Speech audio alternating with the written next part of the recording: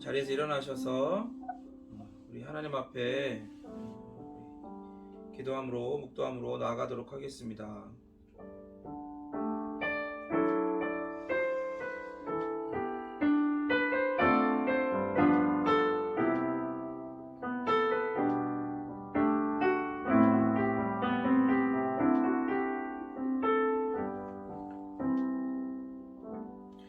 오라 우리가 굽혀 경배하며 우리를 지으신 여호와 앞에 무릎을 꿇자. 대저 저는 우리 하나님이시요 우리는 그의 기르시는 백성이며 그 손의 양이라. 너희가 오늘날 그 음성 듣기를 원하노라. 아멘. 하나님, 참으로 일주일간 우리의 모든 것들, 우리의 모든 필요들을 주님께서 공급하시고 또 우리를 지키시고 우리를 인도하시며 하나님의 그 놀랍고 은혜의 그 긍휼의 섭리 가운데 우리를 거하게 하심을 감사를 드립니다. 하나님, 그 모든 것들이 바로 오늘 이 안식일 가운데 하나님 앞에 온전히 집중하며 성부, 성자, 성령 삼위일체 우리 하나님 앞에 온전히 예배하도록 지키신 결과임을 믿습니다. 이 시간 오직 우리가 성령 하나님께서 우리에게 적용케 하신, 깨닫게 하신 예수 그리스도의 놀라우신 은혜와 공덕들을 가지고 그것으로만 아버지 하나님 앞에 나아가며 온전하게 예배하게 하여 주시옵소서. 거룩하신 예수 그리스도의 이름으로 기도드립니다. 아멘. 우리 찬양 2장, 찬송가 2장으로 삼위일체 우리 하나님의 이름을 높여드리겠습니다.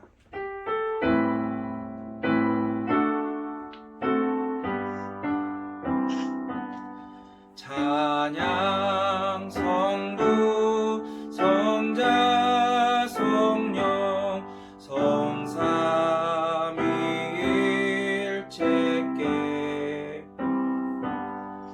영원 무궁하기까지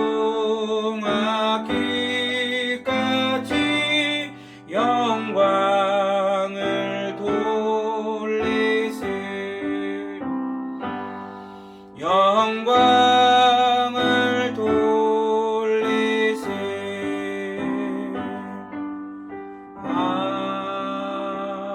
아멘. 사도신경으로 삼위일체 우리 하나님을 향한 우리의 신앙을 고백하도록 하겠습니다. 전능하사 천지를 만드신 하나님 아버지를 내가 믿사오며 그 외아들 우리 주 예수 그리스도를 믿사오니 이는 성령으로 잉태하사 동정녀 마리아에게 나시고 본디오 빌라도에게 고난을 받으사 십자가에 못 박혀 죽으시고 장사한 지 사흘 만에 죽은 자 가운데서 다시 살아나시며 하늘에 오르사 전능하신 하나님 우편에 앉아 계시다가 저리로서 산자와 죽은 자를 심판하러 오시리라. 성령을 믿사오며 거룩한 공회와 성도가 서로 교통하는 것과 죄를 사해 주시는 것과 몸이 다시 사는 것과 영원히 사는 것을 믿사옵나이다. 아멘. 하나님 우리에게 주신 삶의 기준인 십계명을 우리 같이 함께 받들어 읽도록 하겠습니다. 제1은 너는 나 외에는 다른 신들을 내게 두지 말라. 제2는 너를 위하여 새긴 우상을 만들지 말라. 제3은 너는 내 하나님 여호와의 이름을 망령되게 부르지 말라. 제4는 안식일을 기억하여 거룩하게 지키라. 제5는 내 부모를 공경하라. 제6은 살인하지 말라. 제7은 간음하지 말라. 제8은 도둑질하지 말라. 제9는 내 이웃에 대하여 거짓 증거하지 말라. 제10은 내 이웃의 집을 탐내지 말라. 아멘.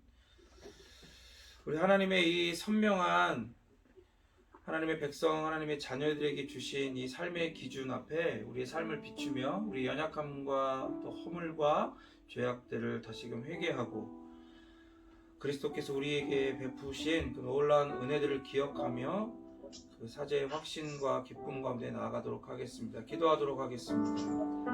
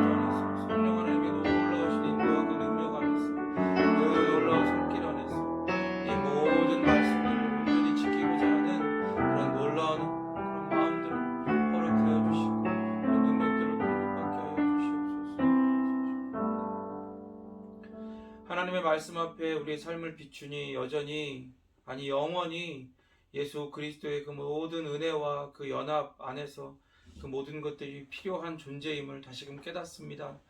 아버지 하나님, 오직 예수 그리스도께서 우리에게 행하신 모든 놀라운 일들, 그리고 그 모든 것들을 성령 하나님께서 우리에게 적용하시고 전달하시는데, 그 인도하시는 손길 가운데에 우리가 하나님의 말씀, 이 이웃사랑, 하나님 사랑하라고 주신 이 말씀을 온전히 지키고자 하는 그 놀라운 그 마음들을 공급받게 하시고, 바로 거기에서 오직 성령 하나님의 인도하심과 예수 그리스도의 어떠함 가운데서만 그 놀라운 이 말씀들을 지킬 수 있는 힘을 얻도록 주님 역사하옵소서. 오직 우리를 인도하시는 성부, 성자, 성령 삼위일체 하나님의 그 은혜 안에서 사제의 확신과 또 사제의 기쁨들을 누리며 은혜의 보좌 앞에 담대히 나가는 우리가 되게 하여 주시옵소서. 거룩하신 예수 그리스도의 이름으로 기도드립니다. 아멘. 같이 함께 말씀 보겠습니다. 오늘 말씀은 마태복음 12장 22절에서 37절 말씀입니다. 22절에서 12장 22절 37절 말씀입니다. 우리 말씀 교독하도록 하겠습니다. 그때에 귀신 들려 눈 멀고 말 못하는 사람을 데리고 왔거늘 예수께서 고쳐주시매 그 말 못하는 사람이 말하며 보게 된지라.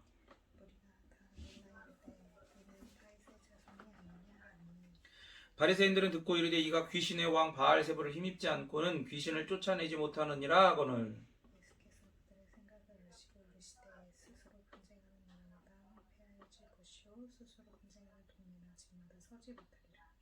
만일 사탄이 사탄을 쫓아내면 스스로 분쟁하는 것이니 그리하고야 어떻게 그의 나라가 서겠느냐.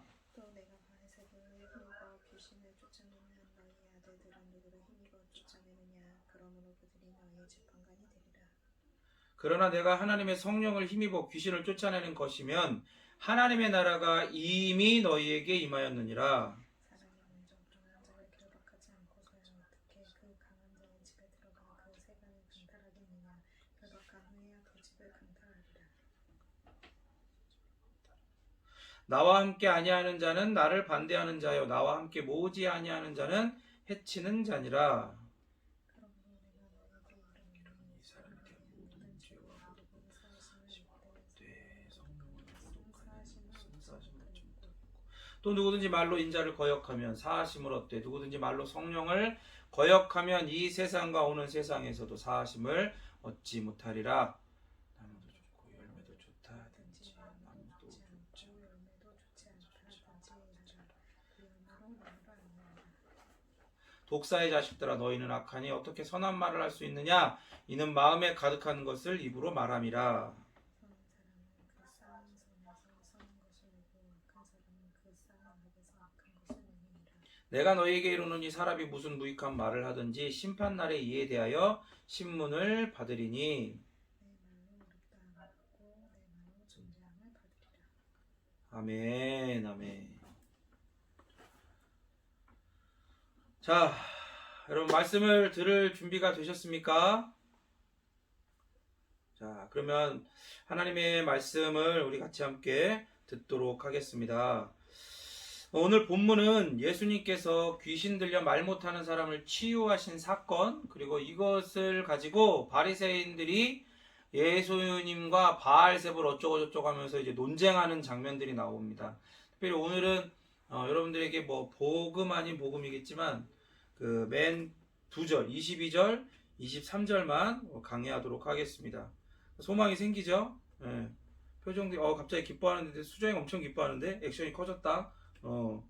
자, 축기 사건, 그러니까 귀신을 쫓아내는 걸 축기한다 그러죠. 그래서 축기 사건을 본 바리새인들이 예수님께서 바알세불, 그러니까 사탄을 이야기하는 거예요. 바알세불의 힘으로 귀신을 쫓아낸다고 비난을 합니다. 예수님은 이런 사람들을 사실상 성령 하나님을 회방한 자들로 이제 규정을 하시죠. 오늘 단락에 이제 그 개관을 하는 겁니다. 그래서 독사의 자손이라고, 그러니까 쉽게 얘기하면 니네는 하나님의 백성들이 아니라 마귀 백성, 마귀 자식들이라고 이렇게 강력히 책망을 하시는 거예요. 그런데 이렇게 생각할 수 있어요. 뭘 잘 모르고 질투가 나서 말이 헛나올 수도 있는 거 아닌가, 그렇게 생각할 수도 있는데, 왜 이렇게 강력히 책망하시는지는 이제 특별히 오늘 본문을 지나 또 다음 주에 본문을 살피며 알아보겠습니다. 우리가 이제 지난주까지 살펴본 단락에서 예수님의 치유 사역이 이사야서 42장 1절에서 4절에 근거했다고 했죠. 같이 함께 읽겠습니다. 시작. 내가 붙드는 나의 종, 내 마음에 기뻐하는 자, 곧 내가 택한 사람을 보라. 내가 나의 영을 그에게 주었은즉 그가 이방에 정의를 베풀리라. 그는 외치지 아니하며 목소리를 높이지 아니하며 그 소리를 거리에 들리게 하지 아니하며 꺾지 아니하며 꺼져가는 등불을 끄지 아니하고 진실로 정의를 시행할 것이며 그는 쇠하지 아니하며 낙담하지 아니하고 세상에 정의를 세우기에 이르리니 섬들이 그 교훈을 앙망하리라. 아멘. 그래서 이제 이 42장 이사야 42장 이 말씀이 그 긍휼의 종으로 오시는 이제 메시아를 이제 예언하는 장면들인데요. 이렇게 나의 영을 그에게 주었은즉, 그러니까 예수님께서 성부께 하나님의 영, 성령 하나님을 받으셔서 성령의 능력을 통해 하늘나라, 즉 하나님 나라 운동을 하신 것이라고 이렇게 지난주에 이렇게 설명을 했습니다. 그러니까 예수님께서 귀신을 쫓아내서 들을 수 없고 말할 수 없고 볼 수 없는 사람을 오늘 본문에서 치유하시니까 바리새인들이 예수님의 사역이 바알세불 곧 사탄에 속한 것이라고, 사단의 힘을 빌려서 하는 것이라고 주장을 하는 거죠. 그러니까 얼토당토한 거예요. 그러니까 이게 본단락의 흐름을 쭉 보잖아요. 그러면 이게 얼마나 이상한 건지, 그러니까 뭐 갖다 붙일 만한 것에 붙여야지, 뭐 비빌 만한 거에 비벼야지, 뭐 완전 이상한 거라는 걸 알 수 있습니다. 예수님께서 귀신 들린 자를 치유하시자 무리들이, 일반적인 사람들은 예수님을 다윗의 아들 아닌가? 라고 이렇게 말하기 시작해요. 그런데 바리새인들, 그러니까 우리가 잘 아는 것처럼 율법 학자이고 말씀에 정통한 이 바리새인들은 이 신학자이고 말씀의 선생이고 신앙의 교사들인데도 이 사람들이 오히려 이 사건을 바알세불의 힘으로 된 것이라고 반응을 하죠. 이거를 예수님께서는 성령 하나님의 능력으로 하나님의 나라가 임한 거다라고, 그래서 일어나는 사건이라고 선언을 하시는 거예요. 그러니까 이게 예수님의 1타 2피 아니 1타 3피를 보여주는 겁니다. 무슨 말이냐면 이걸 잘 기억해 놓으셔야지 다음 주에 또 이제 이거 이어지는 거예요. 말도 안 되는 이제 비논리를 반박하시는 거예요. 근거가 없잖아요. 그죠? 이런 일이 했다고, 그렇게 했다고 해서 그렇게 뭐 눈먼 사람이 귀신 들리는 사람이 귀신이 쫓아나가고 그 귀신 때문에 눈이 멀고 또 귀가 먹고 말을 하지 못하는 이런 사람이 고쳐진 게, 그게 어떻게 바알세불 사탄이 이렇게 일으킨 거라고 주장하는 논리가 없어요. 그러니까 비논리를 반박하시는 거고 하나, 그리고 성령 하나님께서 일하심의 결과이니까 당신께서 예수님이 이사야 선지자가 예언한 하나님의 종이라는 것을 더불어 증거하시는 게 되죠. 그게 두 개. 그러고 나서 이런 말도 안 되는 걸 갖다 붙이는 그 바리새인들에게 오 땡큐 하시면서 극적인 증거로 사용하세요. 그 말도 안 되는 거를. 그러면서 하나님의 나라가 임했다라고 선언을 하시죠. 이렇게 1타 3피가 되는 겁니다. 그래서 과연 그런 일들이 왜 처음에 일어나게 되었는지 그 시발점을 오늘 본문을 통해서 살펴보도록 하겠습니다. 22절 본문 읽겠습니다. 시작. 그때 귀신이 들려 돈 멀고 말 못하는 사람을 데리고 왔거늘 예수께서 고쳐주시니 그 말 못하는 사람이 말하며 보게 된지라. 9장에서도 나온 것처럼 오늘 본문에서도 귀신이 들려가지고 눈이 멀고 말을 못하는 사람들이 예수님 앞으로 데리고 와요. 그러니까 이제 이걸 보면 확실히 이제 주변에 예수님은 어딜 가든지 회당에 들어가셔서 하나님 나라의 복음을 선포하시고 그곳에서 뭐 그날이 뭐 평일이든지 안식일이든지 그 하나님의 놀라운 그 이적들, 긍휼의 종으로서 회복의 그 이적들을 그게 하나님 나라의 사역들을 그 행하시죠. 그러니까 그것들이 마을에 소문이 나고 사람들이 그걸 가지고 예수님의 권위를 인정하면서 사람들을 데리고 오는 장면들을 계속 봤잖아요. 여기서 여전히 그런 거예요. 근데 헬라어 원문이 어떻게 되어 있냐면 다이모니 조메노스 튜플로스 카이코포스라고 되어 있어요. 이게 무슨 말이냐? 그 사람이 귀신이 들리게 되었으므로 눈이 멀고 벙어리가 되었다. 그러니까 귀신이 들려서 눈이 멀고 벙어리가 된 거라는 의미예요. 근데 NIV 성경에 보면 이 번역이 그 사람이 눈도 멀고 벙어리가 되고 뭐 이렇게 됐는데 귀신까지 들렸다 이런 식으로 이제 그 뉘앙스로 이제 되어 있어요. 그런 게 아니고, 그래서 개역 개정이 약간 그런 부분에서는 더 오히려 번역이 더 잘 된 것 같아요. 그러니까 아픈데 귀신까지 들린 게 아니고요. 그리고 여기서 코포스 말을 하지 못하느니라는 코포스라는 용어는 9장 33절에서도 나와요. 이게 말도 못하고 듣지 못하는 상태를 가리켜요. 그러니까 일반적으로 듣지 못하는 사람이 말을 잘 하기도 어렵죠. 들어야 그것들이 이렇게 말로 딱 연습이 돼서 나오는데, 그래서 어렸을 적에 이제 귀에 장애를 가지게 되면 이후에 말하는 것도 좀 많은 연습과 훈련들이 있어야 가능해지는 것처럼, 일반적으로 듣지 못하는 사람은 말도 하기 어려운 그런 상태를 코포스라고 합니다. 그런데 오늘 본문에 등장하는 사람은 일반적인 장애가 아니라 아까 얘기했던 것처럼 귀신이 들려가지고 보지도 못하고 듣지도 못하고 말하지도 못하는 그런 가장 비참한 처지에 놓여있는 사람을 오늘 본문에서는 등장시키죠. 예수님은 긍휼의 종이시잖아요. 그래서 왜 내 눈앞에 나타나 부정하다 치워라 이렇게 하지 않으시고 어떻게 해요? 그를 치유하세요. 그러니까 이 전단락과 연결해서 사건의 순서를 보면, 한 손 마른 그 사람의 치유 사건, 그 다음에 오늘 본문에 귀신 들린 사람의 치유 사건이 하나님의 종을 말하는 이사야 본문의 인용 구절인 그 15절부터 21절을 감싸고 있어요. 이사야 42장 15절부터 21절,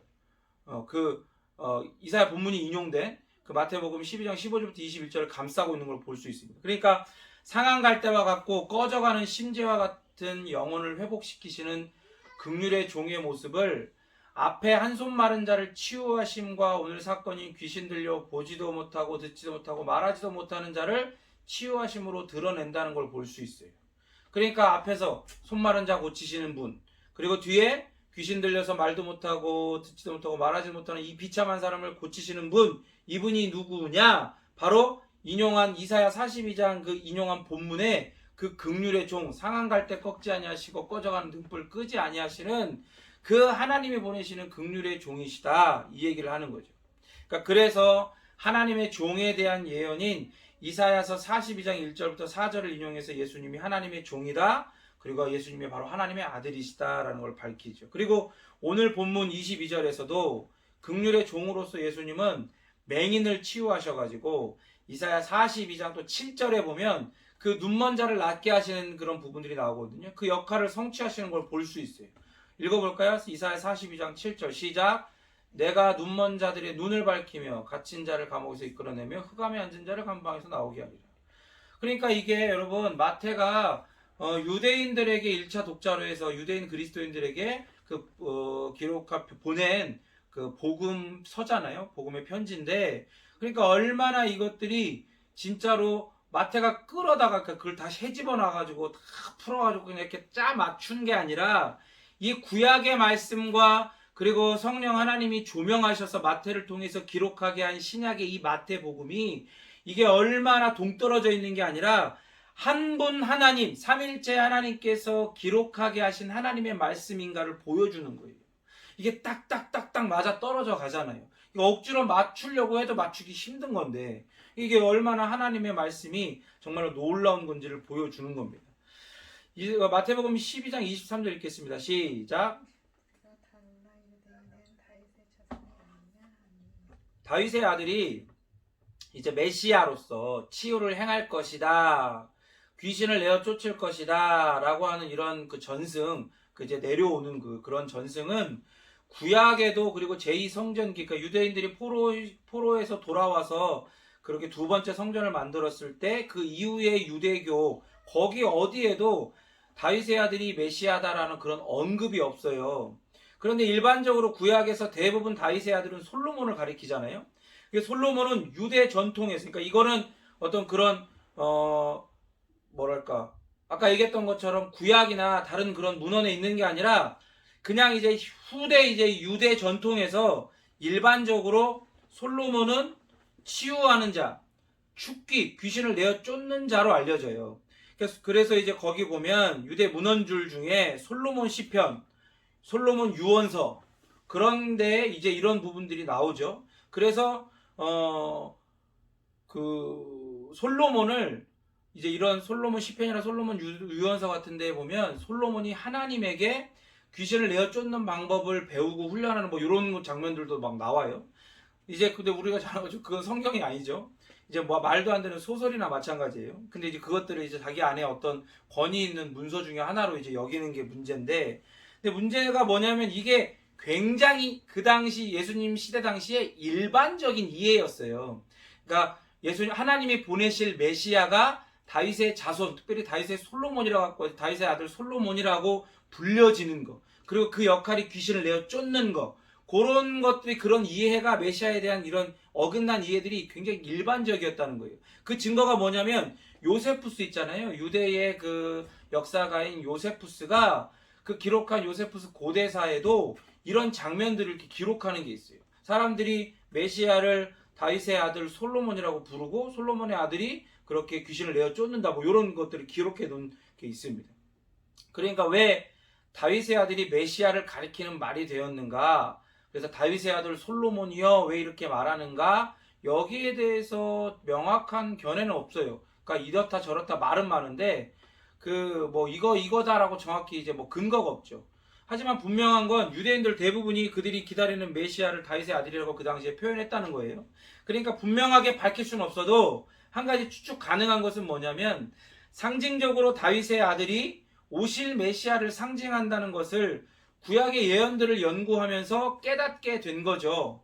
그런데 이게 문제가 뭐냐면 우리가 이걸 심각하게 생각해야 되는 게, 문제는 이 귀한 깨달음을 그걸 그대로 이렇게 정말로 순수하게 가지고 가면 좋은데, 이게 자신들의 욕망에 뒤틀린 메시아 상 안에 이거를 끼워 맞춰요. 억지로 거기에 막 집어 넣는단 말이에요. 이 과정에서 거기서 뭐 솔로몬이라는 이름도 붙고, 솔로몬이 하나님에게서 귀신을 쫓아내는 방법을 배운다는 것도 막 가르치고, 이렇게 이러면서 자연스럽게 뭐 일천번제가 교회 안에서 자연스럽게 정착하고 절기예배가 자연스럽게 교회 안에 정착하는 것처럼, 당시에 이런 유대교 사람들 안에서 메시아를 뭐 그런 귀신을 내어 쫓는 것을 상징하는 다윗의 아들, 다윗의 자손 솔로몬, 그렇게 부르는 게 유행은 아니겠지만 어쨌든 그런 식으로 일반적인 이해가 되어버렸다는 거예요. 그러니까 이게 여러분 진짜 무서운 게 뭐냐면, 지금 아까도 얘기했지만 일천번제, 이거는 말이 안 되는 거죠. 몇 번 얘기했죠. 그리고 절기예배를 드리는 걸 무조건 정죄하자고 하는 건 아니에요. 그런데 개혁교회는, 장로교회는 원래 그 절기예배가 없었어요. 초대교회 때는 절기예배가 이런 것들이 없었는데 나중에 이게 생긴 거예요. 이런 게 다 뭐에 대한 영향이겠어요? 천주교적 영향이에요. 천주교를 답습하는 거다 이 말입니다. 생각해보세요. 천주교에서 나왔잖아요. 이렇게 말씀으로 온전히 이렇게 해서 이렇게 나왔는데, 개혁해서 나왔는데, 그런 부분들은 이제 개혁된 부분들은 막 이렇게 비판하고 이렇게 천주교가 잘못됐다 이렇게 얘기하면서 그런 관습들은 그대로 가지고 온단 말이에요. 마치 이 시대에서 그렇게 뭐 구약에도 없고 유대교의 초기 유대교의 전승에도 없는 제2성전기 유대교의 전승에도 없는데, 마치 그 이후에 누가 이렇게 뭘 잘못 가르치기 시작하면서부터 자연스럽게 정착해왔고 자신들의 욕망이 투영된 표현으로서 그렇게 예수님을 다윗의 자손이라고 솔로몬이라고 그렇게 이야기하는 게 정착한 것처럼, 그런 것들이 우리 교회 안에서 정착되게 하면 안 돼요. 어쨌든 이런 게 진리조차도 자신들의 욕망에 끼워 맞추는, 뒤틀어갖고 막 끼워 맞추는 진리를 목적이 아니라 수단으로 전락시켜버리는 이런 죄인들의 본성을 깨닫게 하는 겁니다. 이런 표현들 자체가요. 그런데 이런 일그러진 표현조차도 마태를 통해서 하나님께서는 절묘하게 사용을 하세요. 예수님의 메시아 되심을 선언하는 도구로, 그리고 자연스럽게 그들 안에 정착된 오해조차도 바로 잡으시는 도구로 사용하신단 말이에요. 그러니까 이게 얼마나 하나님의 능력이 신묘막측합니까? 하나님의 지혜가 얼마나 뛰어난지를 보여주는 거죠. 그러니까 자세히 보면 예수님의 정체가 하나님의 종이라는 것은 마태를 통해 하나님께서 하신 말씀이에요. 그죠? 근데 다윗의 아들이 예수님의 정체다라고 하는 것은 사람들, 지금 무리들의 입에서 나온 말이에요. 다시, 예수님의 정체가 하나님의 종이다. 이것은 마태를 통해 지금 계속해서 하나님께서 하시는 말씀이죠. 그런데 오늘 본문에서 보니까 다윗의 아들이 예수의 정체다라고 하는 것은 지금 누가 하는 얘기예요? 무리들의 입에서 나온 말이에요. 그러니까 예수님에 대한 사람들의 오해를 사람들의 입에서 나온 표현으로 지금 폭로시키는 거예요, 지금 마태가. 그리고 동시에 바로 잡으시는 거죠. 이분이 누구신가라는 것을. 이게 얼마나 절묘합니까? 그러니까 마치 이런 거예요. 하얀 거대한 캔버스 위에 아이가 그 장난으로 그냥 물감을 쫙 뿌려놓은 거예요. 근데 그걸 버려야 되잖아요. 근데 그걸 가지고 멋진 명화를 완성시켜버리는 위대한 화가와 같다 이 말이에요. 하나님께서. 전에도 말한 것처럼 복음서에서 귀신이 쫓겨나는 사건은 이 하나님의 나라가 와서 사탄의 나라를 괴멸시키고 있다는 것. 그 하부 구조부터 완전히 기초부터 무너뜨려 가고 있다는 것을 보여주는 거예요. 귀신이 쫓겨나가는 게 그런 현상이다 이 말이에요. 그러니까 이런 일은 다윗의 아들 외에는 행할 수가 없는 거죠. 죽기 사건은 다른 치유와 마찬가지로 성경에 약속된 다윗의 아들이 와서 하늘나라를 지금 실현하고 있다는, 그 하나님의 나라가 확장되어져 가고 있다는 증거라고 볼 수가 있는 겁니다.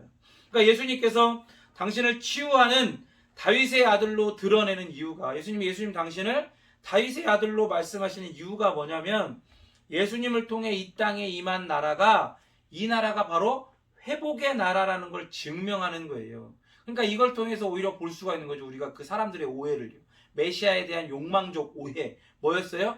예수님이 이 땅에 메시아로 오실 때는 그 메시아는 여호와의 날, 심판의 날을 완성하시는 그런 메시아로 생각을 한 거예요. 이스라엘 사람들은. 그래서 자신들의 욕망이 정치적인 욕망이 투영돼가지고 자기들을 억압하고 있는 모든 이방 나라, 특별히 로마가 전복되고, 그런 로마 혹은 그 로마보다 더 뛰어나고 높은 위치에 이스라엘이 앉고, 그 이스라엘을 누가 다스려요?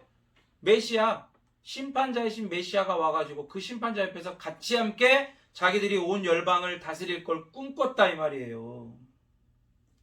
그런데 그게 니네 착각하지 마라. 내가 바로 메시아고 내가 바로 긍휼의 종으로 보냄받아 왔다라고 지금 예수님께서 이런 식으로 증명하시는 거예요. 내가 가지고 온 나라는 회복의 나라다라고 말씀하시는 겁니다.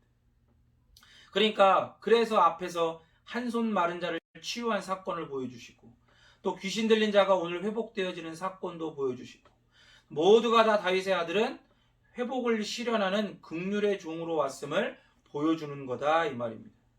하나님은 교회를 통해서 지금도 이 회복의 나라를 확장해 가세요. 그래서 교회는 이 회복의 일에 쓰임 받아야 합니다. 잘 들으세요. 오해하지 마시고요. 회복의 일에 쓰임 받아야 돼요. 그런데 회복을 경험하기는커녕 회복의 나라가 확장되는 것을 꿈도 꾸지 않는 교회는 성령 하나님의 사역에 동참하지 못하고 있는 거예요. 순종이 아닌 불순종하고 있는 겁니다. 이 말은 여러분 오해하면 안 돼. 전제가 다른 거예요. 제가 얘기했던 것처럼 은사주의에 찌들어 있는 교회에 있을 때는 이런 얘기 많이 들었어요. 설교 시간에. 우리는 지금 하나님의 나라를 살아가고 있고 이 나라는 회복의 나라다. 교회가 이 일 가운데 쓰임 받아야 된다. 회복을 경험하기는커녕 회복의 나라가 확장되는 꿈도 꾸지 않는 교회는 성령 하나님의 사역에 동참하지 않고 있는 거다. 순종하지 않고 불순종하고 있는 거다라고 들었단 말이에요. 근데 전제가 다르다 이 말이죠. 무슨 말인지 아시겠죠? 전제가 다른 거예요. 지금 예수님이 말씀하시는 건 죄인된 상태에서의 회복을 이야기하시는 거죠. 하나님 나라적인 회복을 이야기하시는 거예요. 그래서 그때 필요한 일들을 하시는 거죠. 그런데 이때가 성령 하나님께서 온전히 오셔서 이제 성령 하나님의 종말론적인 어떤 그런 사역의 시대, 교회의 시대, 그리고 성경이 완성된 말씀의 시대가 아직 되어 있지 않은 거예요. 그래서 예수님께서 그런 놀라운 이적들을 행하신 겁니다. 그런데 지금 우리가 살고 있는 시대는 어떤 시대예요? 이미 성령께서 임하시고, 그리고 그 성령께서 종말론적으로 역사하시는 시대. 그래서 그 성령님께서 하시는 사역은 뭐예요? 그런 과거 이런 많은 이런 이적과 이런 것보다 어떤 사역을 하십니까? 바로 예수 그리스도가 누구신지, 참된 구원자가 누구신지, 그 구원자를 믿는다라고 하는 건 어떻게 하는 건지, 이런 것들을 깨닫게 하시는 거예요. 뭘로? 완성된 말씀으로. 그래서 사람들을 구원해서 어디에? 하나님의 나라에 들어가게 하는 것. 하나님의 나라를 살아가게 하는 것, 그리고 하나님의 나라를 그 안에서 팽창되고 확장되어지는 걸 경험하게 하는 것. 그게 바로 성령 하나님께서 하시는 일이다 이 말이죠. 그러니까 전제가 완전히 다른 거예요. 이러한 사역의 목적이 뭐겠습니까? 이런 성령 하나님의 사역의 목적이 아까 얘기했던 것처럼 결국 오늘 본문의 표현과 같이 다윗의 아들이 바로 본문을 그대로 인용하면 사역의 목적은 뭡니까? 결국 이는 다윗의 아들이 아닌가? 따라하겠습니다. 이는 다윗의 아들이 아닌가? 이게 바로 성령 하나님께서 지금 이 시대에 역사하시는 목적이다 이 말입니다. 오직 예수 그리스도의 이름이 알려져야 돼요. 이게 바로 예수님의 영이신 성령 하나님의 궁극적 사역이다 이 말이에요. 제가 그래서 은사주의가 틀렸다라고 이야기하는 겁니다. 그래서 은사 중지론자가 된 거예요. 아니 될 수밖에 없어요. 은사가 좀 있다고 하는 자들이 귀신 좀 쫓아내보고 신유 사람을 좀 고쳐보고 할 줄 안다는 사람들 중에 성경이 말씀하는 예수님을 드러내기 위해서 안간힘을 쓰는 사람을 본 적이 없어요. 항상 말로는 예수님을 입간판처럼 앞에 걸어놓고 결국 자기 이름 알리기에 바빠요. 그거에 안간힘을 써. 하나님께서 만약 은사를 주시면 우리가 가져야 할 태도는 뭐예요? So what? 이라고 그랬잖아요. 그래서 뭐? 이게 우선돼야 된다라고 얘기했잖아요. 우습게 여기라는 게 아니라 나에게 주신 예수님의 이름, 그 이름의 비밀과 아름다움을 아는 것보다 더 중요한 것은 없어요. 그렇기 때문에 어떤 은사적인 경험들을 한다 할지라도 그래서 뭐 이게 돼야 된다는 거예요. 이게 성령 하나님께서 우리와 연합하여 주시고 우리로 하여금 예수 그리스도를 믿고 그 연합 안에서 하나님으로부터 의롭다 칭함받게 하시고 자녀되게 하사 놀라운 성화의 길을 걸어가며 성령의 열매를 맺게 하시는 궁극적 이유다 이 말입니다. 뭐 때문에요? 예수님이 누구신지 놀랍게 그 영광을 드러내기 위해서. 이게 바로 성령 하나님의 궁극적인 사역의 목적이라고요. 은사에 대해 좀 더 얘기하자면 은사 중지론자라고 얘기를 했는데 여러분 은사 중지론자라고 했을 때 거기도 이제 여러 가지가 있어요. 복잡해요. 그런데 저 같은 경우에는 이런 거예요. 계시에 대한 거, 말씀에 대한 거, 하나님이 뭐 이렇게 말씀하셨습니다. 하나님 뭐 이렇게 하셨습니다. 이딴 거 없다는 거죠. 왜? 하나님의 말씀은 이미 완성이 되었거든요. 어떤 감동을 주실 수는 있죠. 하지만 그게 하나님의 계시는 아니에요. 계시는 이미 완성이 되었기 때문에. 그래서 그런 것과, 그러니까 뭐겠어요? 방언이나 통변이나 뭐 이런 것과 예언이나 이런 거 있죠. 이런 것들은 다 끝났다는 거예요. 그거 완전하게 중지된 거예요. 그냥 없어요, 이제 그런 거. 만약에 누가 그런 걸 한다, 그럼 말려야 돼. 정신 차리라고 말려야 돼요, 여러분. 여러분도 혹시 그런 일이 여러분의 경험이 되면, 아, 이건 아니지라고 여러분들이 판단을 하고, 여러분들이 기도하면서 절제해야 돼요. 그런데 예를 들어 그런 일들이 일어날 수 있죠. 뭐 감동이 있어가지고 누구를 돕고 싶은 마음에서 도왔어. 근데 그게 하나님께서 어떤 그 사람의 혹은 다른 사람의 어떤 기도의 응답이야. 뭐 이런 일들이 있을 수 있잖아요. 실제로 우리가 경험하기도 하고. 그리고 또 누구를 위해서 기도하라고 하셨으니까 예를 들어서 아픈 자를 위해서 기도하라고 하셨으니까 기도했어요. 그 기도했더니 병이 나았어. 나을 수도 있죠. 그죠? 나을 수 있어요. 하나님께서 긍휼히 여겨주셔서 나을 수도 있어요. 하지만 또 반대로 안 나을 수도 있어요. 근데 제가 항상 얘기하죠. 그래서 뭐 나았으면 안 죽어요? 결국 중요한 건 뭐냐면 영원한 생명이 중요한 거예요. 예수님이 누군지를 아는 것. 그 예수님이 우리 안에 확연하게 선명하게 드러나야 되는 것. 그래서 예수님의 나라, 그 하나님의 나라가 우리 안으로나 밖으로 팽창되고 확장되어져 가는 것. 그게 중요하다 이 말입니다. 또 여러분 귀신을 쫓아내기 위해서 뭐 기도했는데 귀신 나갔네? 그럴 수 있지. 근데 그걸 갖고 짜릿짜릿해하고 내가 기도했더니 귀신이 나갔어 막 이러고 막 떠벌리고 다닐 필요 없다 이 말이에요. 제가 얘기했죠. 사단은 거짓의 아비예요. 하나님보다는 아니지만 비교할 수 없을 정도는 아니지만 우리에 비하면 비교할 수 없을 정도로 지혜롭다 이 말이에요. 똑똑해요. 사기는 누가 치는데 머리 좋은 사람이 치는 거예요. 거짓말은 머리 좋은 사람이 하는 거예요. 그러니까 거짓의 아비 마스터다 이 말이에요. 누구보다 사람보다 사단이 머리가 더 좋아. 그죠? 하지만 구원에 이르는 참된 지혜는 가질 수가 없지. 그러니까 여러분 보세요. 만약에 어떤 누구 이렇게 뭐 그런 예를 들면 귀신을 내가 쫓는 놀라운 그걸 경험했어. 기도했더니 막 나가. 귀신 와 쫓겨나가 소리를 지르고 저주할 거야 이러면서 막 나간 거야. 그 사람이 멀쩡해졌네? 꽉 놀랍잖아요. 여러분 그거 알아야 돼요. 사단이 뒤에서 얼마나 이렇게 웃고 있는지. 그런 말 있죠. 살을 내주고 뼈를 친다고. 그러면 살이 나간 사람이 지겠어? 뼈가 나간 사람이 지겠어요? 싸움할 때 뼈가 나간 사람이 지는 거예요. 그게 뭐겠어요? 사단이니까 어떻게 보면 오늘 본문에서 그런 바리새인들이 뭐 알고 얘기했는지 모르고 얘기했는지 다음 주에 더 정확하게 밝히겠지만 어느 정도로 이런 맞는 표현인 게 뭐냐면 사단이 그렇게 역사하는 거예요. 귀신이 그렇게 기도했을 때 딱 꽉 하고 나가죠? 그러면서 어디로 끌어당기는 거예요? 영적인 미로로 이렇게 싹 끌어당기는 거예요. 흑암의 미로 속으로 싹 끌어당기는 거예요. 거기서 어떻게 하는 거예요? 눈이 뭐라고? 기분 좋다. 내가 이렇게 기도했더니 귀신이 내어 쫓겨났다. 내가 좀 신령한 것 같다. 이러면서 그 안으로 쑥 빨려 들어가는 거다 이 말입니다. 그러니까 다시 한번 얘기하지만 은사적인 어떤 경험들 이런 거 다 그래 뭐 있는 것도 있고 뭐 중단된 것도 있고 다 좋아.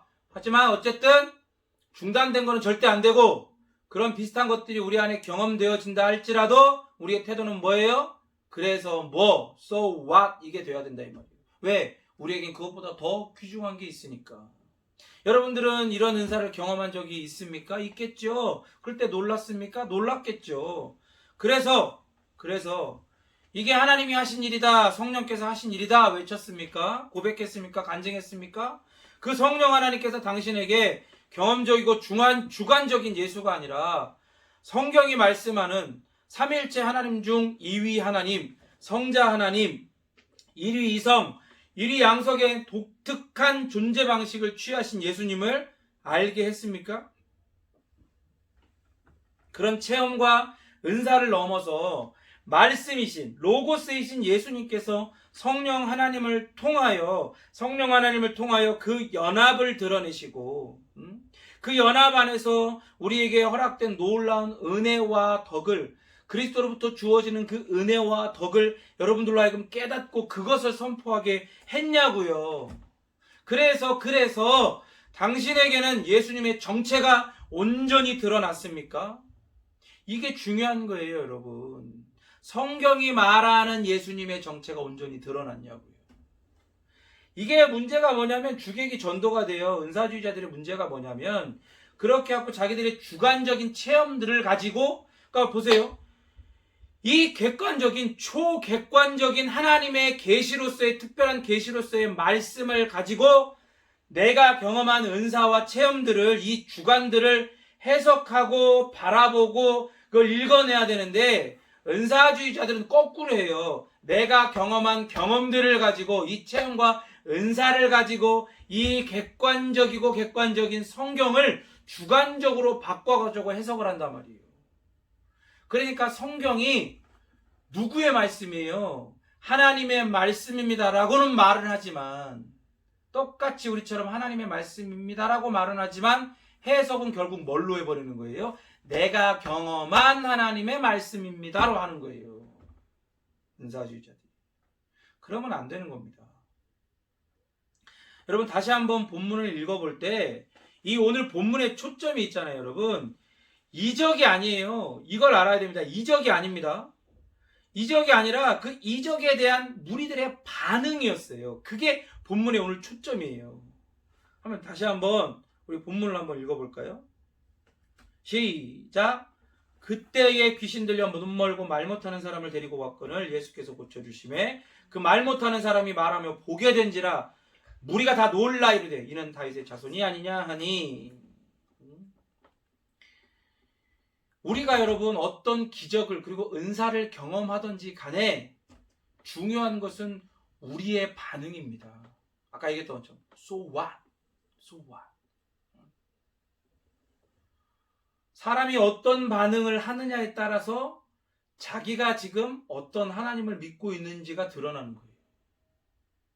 여러분들은 어떤 반응을 합니까? 어떤 기적이건 은사건 혹은 그런 경험이나 이런 게 없더라도 긍휼의 종이신 예수님의 정체가 우리 베이직 교회에 온전히 드러나기를 축원합니다. 진짜 그래야 돼요. 한 예로 우리 베이직에 간사님으로 계시는 이상준 목사님이 계시잖아요. 이상준 목사님이 참 대단한 분이에요. 그분이 이렇게 전사님을 통해서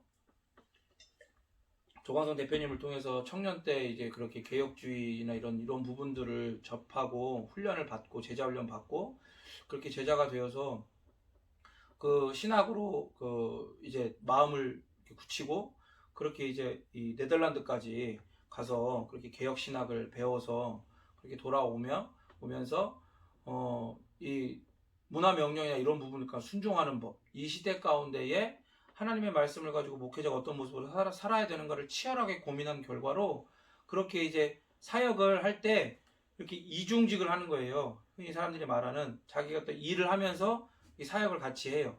그렇게 그 기술을 배워가지고 그래서 그 기술을 배워서 그 일을 하면서 그 안에서 또 이렇게 복음에 전도되는 복음으로 이렇게 전도를 하는 그런 장을 만들고 또 이렇게 또 거기서 얻은 소득들로 또 이제 교회를 돕기 위해서 애를 쓰고 한 이런 그런 대단한 그런 목사님이시거든요.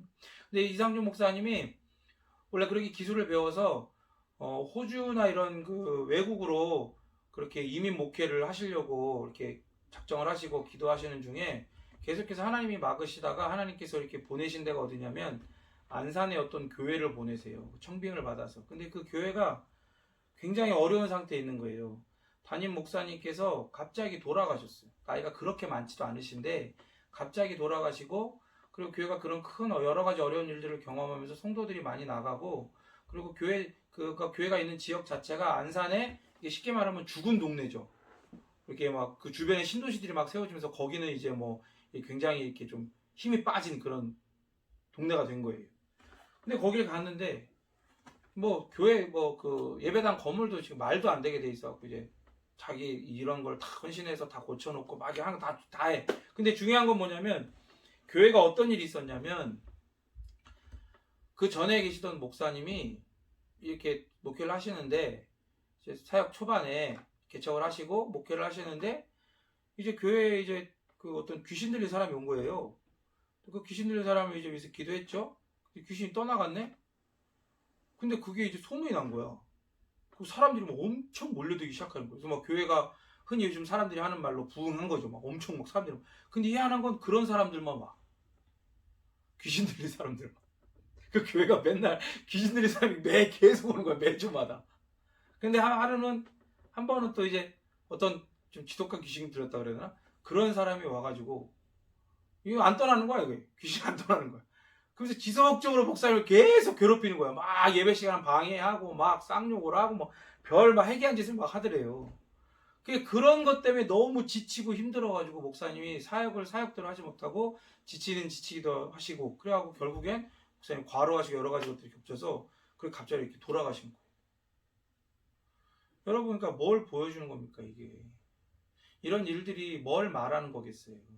교회가 그렇게 은사주자들이 이야기하는 것처럼 이런 초대교회나 지금 이 복음서에서 보이는 것처럼 귀신을 내어 쫓는 일 있을 수 있죠. 병이 낫는 일 있을 수 있어요. 그런데 그런 은사적인 일들을 경험하고 그런 일들을 하라고 교회를 세워주신 게 아니라는 거예요. 전에도 얘기했던 것처럼 교회는 하나님 나라를 증시하는 기관입니다. 뭡니까? 하나님 나라를 증거하고 보여주는 기관이에요. 그런데 이런 식으로 보여주라는 게 아니에요. 이제는 완성된 말씀을 가지고 그 복음을 가지고 이 하나님 나라의 복음을 가지고 하나님 나라적 가치관, 세계관을 사람들한테 선포하고 가르치는 거, 복음으로 예수 그리스도께로 돌아오게 하는 거, 이런 거 하는 게 바로 교회가 하는 거예요. 그래서 우리 교회는 아까 얘기했던 것처럼 어떤 기적이건 은사건 이런 거 경험하더라도 so what? 혹은 그런 것이 없더라도 긍휼의 종이신 예수님의 정체가 우리 베이직교회 모든 성도들의 삶 가운데 또 우리 공동체의 모임 가운데에 온전하게 드러나기를 축원합니다. 우리 마태복음 12장 23절 다시 한번 우리 말씀들을 기억하면서 천천히 읽고 기도하도록 하겠습니다. 23절 시작. 무리가 다 놀라 이르되 이는 다윗의 자손이 아니냐 하니. 아멘. 우리 같이 함께 우리 지난주에 배웠던 찬양 다시 한번 드리면서 우리 긍휼의 종이신 예수 그리스도께서 우리 공동체 또 우리 개인의 삶 가운데에 온전히 드러나시기를 소원하며 우리가 찬양 드리고 기도하도록 하겠습니다.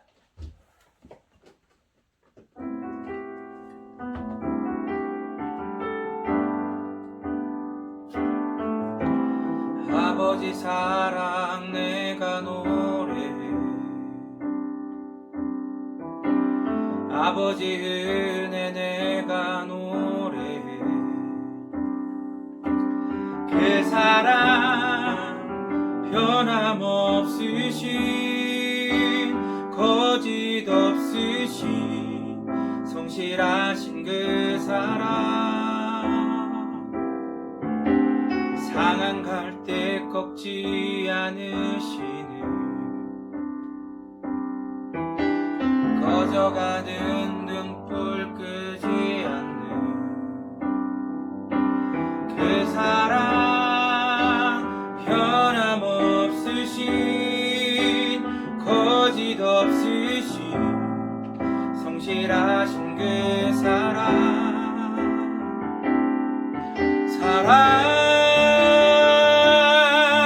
그 사랑 날 위해 죽으신 날 위해 다시 사신 예수 그리스도 다시 오실 그 사랑 죽음도 생명도 천사도 하늘의 어떤 권세도 끊을 수 없는 영원한 그 사랑 예수.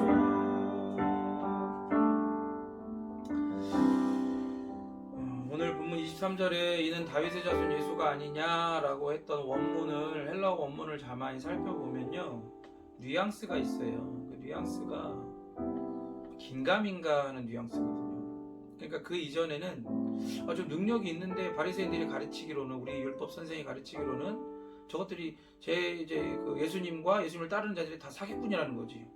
그런데 놀라운 일, 다윗의 자손으로 예언된 그런 일들, 다윗의 자손만이 할 수 있는 일들을 지금 예수님 눈앞에서 하고 있는 거예요. 그러니까 사람들이 그걸 보고 깜짝 놀라는 거죠. 바리새인들이 가르쳐줄 때는 우리 랍비들이 가르쳐줄 때는 분명히 사기꾼이라고 했는데 저런 일들을 하는 거예요. 그러니까 그 뉘앙스가 이거 진짜인지 아닌지 잘 모르겠다 이거 어떡하지? 그렇게 되는 거죠. 여러분 아까도 설교 때 얘기했지만 우리 안에 예수 그리스도에 대한 이해가 정말로 성경이 말하는 그런 객관적인 이해로 완전히 그냥 가득 차 있어요. 객관적으로. 그럼 우리가 주관적으로 예수 그리스도의 어떠함을 경험하는 건 뭐냐? 그거는 동의가 되는 거예요. 우리랑 그런 놀라운 은혜들을 경험하게 하시면서 정말로 성경이 말하는 예수 그리스도에 대해서 성령 하나님께서 우리가 경험하게 하신 그런 일들을 가지고 동의하게 하시는 겁니다. 자 봐라 과연 그러한 거 아니야. 여러분 우리 같이 함께 이렇게 기도합시다. 이 예수 그리스도 긍휼의 종이신 예수 그리스도를 이 무리들이 그러한가 아니한가 헷갈려하는 그런 놀라운 고백이 아니라 그런 놀라면서 하는 고백이 아니라 정말 그러합니다. 정말 나를 만나주신 예수님은 성경에서 말씀하신 그 예수님이십니다. 그런 놀라운 고백, 그런 환희에 가득 찬 고백이 우리의 삶 가운데 터져 나오게 해달라고. 그래서 그러한 고백들을 다른 영혼들에게 아직 그리스도인 되지 못한 어떤 사람 이렇게 얘기하더라고요. 잠재적 그리스도인들에게 그렇게 전할 수 있는 우리가 되게 해달라고 이 시간 같이 함께 기도하도록 하겠습니다.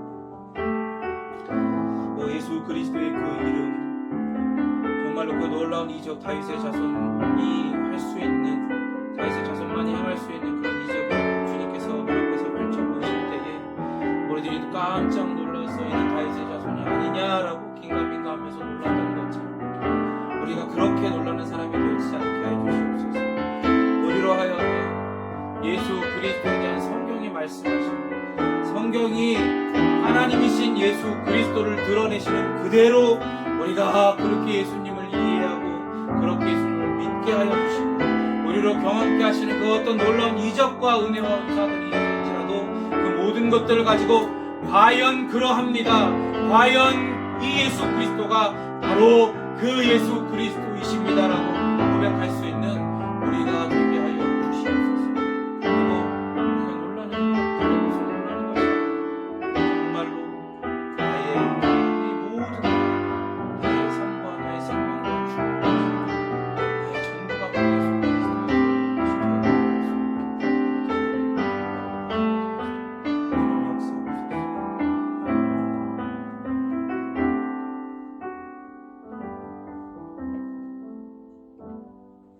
예수 그리스도의 이름을 우리에게 허락하여 주심을 감사를 드립니다.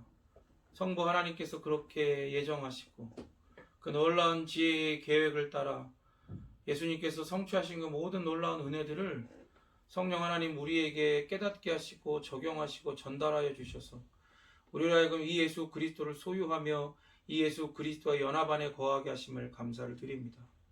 주님, 우리로 하여금 예수 그리스도에 대한 이해가 온전히 성경에만, 오직 성경에만 뿌리 내리게 하여 주시옵소서. 그래서 성경에서 하나님께서 당신을 드러내신 이 성경에서 말씀하시는 대로 예수께서 당신을 드러내시는 대로 우리가 이해하고 믿으며 성령 하나님께서 우리 이 신앙의 여정 가운데 경험하게 하시는 수많은 은혜의 순간들을 가지고 과연 그러합니다. 과연 우리를 만나주신 우리와 연합하여 주신 이 예수 그리스도가 성경이 말씀하신 그 예수 그리스도가 맞습니다. 맞습니다. 맞습니다라고 고백할 수 있는 우리가 되게 하여 주시고 이런 이적들을 바라보며 깜짝 놀라 있는 다윗의 자손이 아니냐라고 그렇게 고백했던 이런 무리들과 같은 사람들 되지 않고 오직 우리는 우리에게 경험하게 하시는 그 어떤 이적보다도 우리의 생명과 우리의 죽음, 우리의 그 모든 것들을 다 뛰어넘어 우리의 전부가 우리를 온전히 소유하신 분이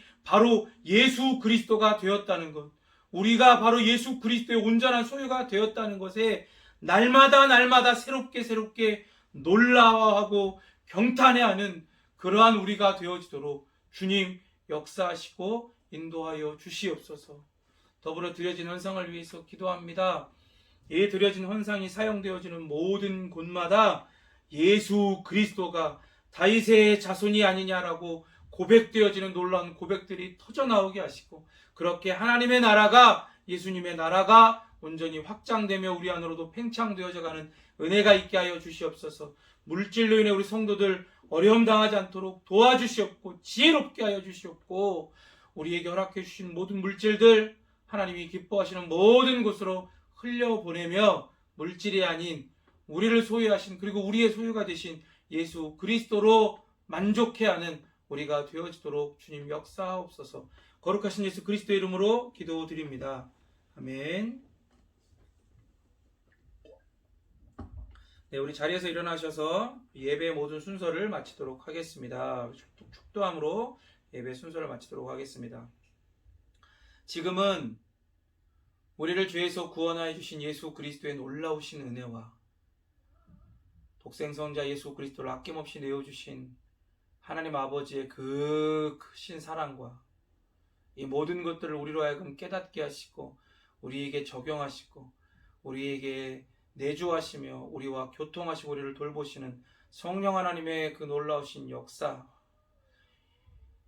이것들을 정말로 긍휼의 종이신 예수 그리스도 안에서 그 예수 그리스도를 더욱더 발견해 가기를 소원해가는 우리 베이직교회 모든 성도들 머리 위에, 그리고 우리가 기도하고 있는 개인과 공동체들 머리 위에, 그리고 이 교회와 또 이 민족과 이 민족의 교회들 위에 이제로부터 영원토록 계실지어다. 아멘.